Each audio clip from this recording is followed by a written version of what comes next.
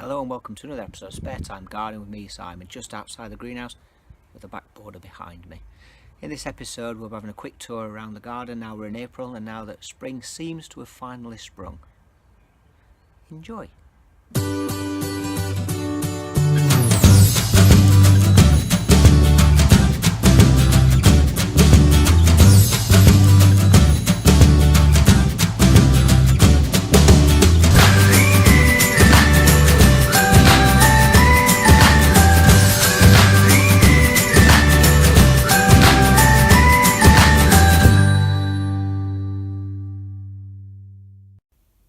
Quick update in the heater propagators then. So the first two trays in here are the hybrid fuchsias. Still no sign, so I'm not sure whether we're going to see any seedlings. But on a more positive note, the celery has finally germinated. Took a total of 21 days for that to germinate, which is the longest I've waited for anything to germinate. Let's have a look at some of the other seedlings that we've transplanted. So in here's the transplanted zinnia on the left, and then on the right is cosmos. I've brought in the fuchsias from the greenhouse so that they don't get protected by the lack of frost. So hopefully they'll continue putting on growth. The geraniums are looking lovely. So those are putting on lots of growth now. And then in the greenhouse inside the conservatory we've got transplanted primulas and primrose and pansies that are doing well still. We've got the nemophilia, or five spot flowers they're called. In the background here we've got lobelia, so we've got 80 of those, all looking great. There's the marigolds, looking good, and I've got another courgette poking through. In here we've got the mimulus, ready for transplanting very soon.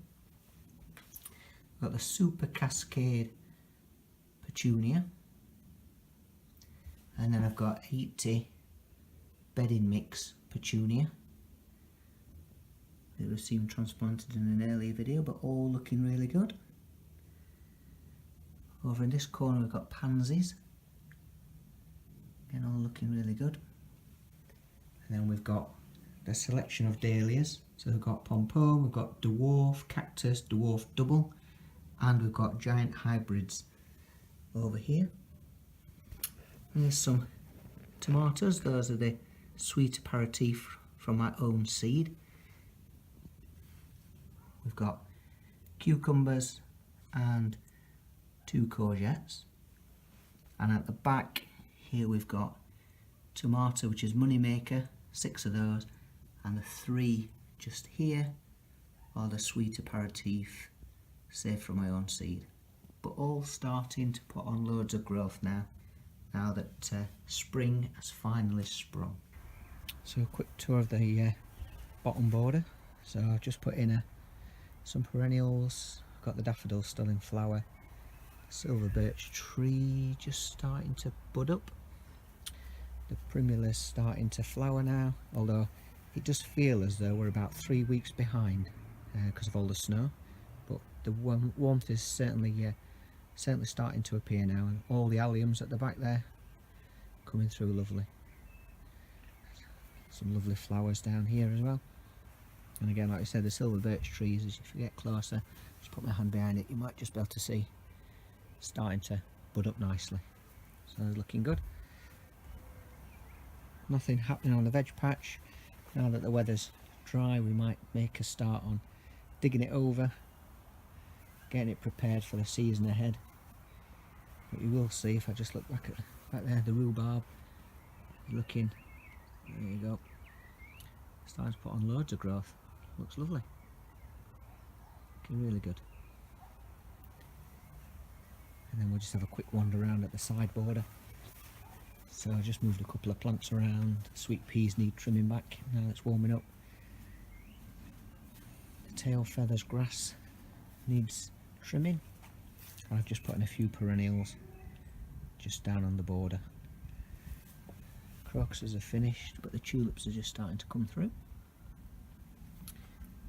The daffodils finally opening, so this is the daffodil replete. This looks really nice, different, unusual variety. Again, we've got this one, lots of colour, looks really nice. And then in the trough, just put in some primulas, and the daffodils, as we said, just starting to open. Got a couple of the magnolias.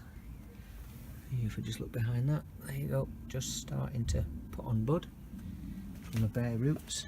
This is the other one. Again, just put my hand behind it, just starting to bud up, looking good. And the Acer, very similar, just starting to put some growth on. So spring may have finally sprung at last.